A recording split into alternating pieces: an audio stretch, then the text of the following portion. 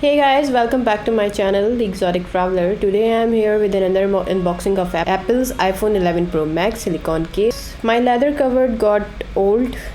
I really loved it, so I bought that from Apple Store UAE.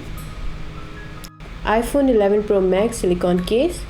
We have the Apple logo here. My phone is a space gray, so I bought a gray silicone case. Let's take a look at what's written at the back. We have the iPhone 11 Pro Max silicone case in different languages.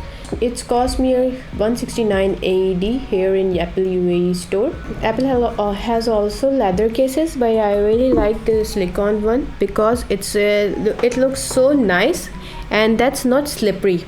It's a very good grip. I will show you. So come on guys, let's open it. From here we have the arrow to open it. So guys, here we have our silicone case for my Apple. So let's put this on iPhone 11 Pro Max. My phone looks more elegant and pretty.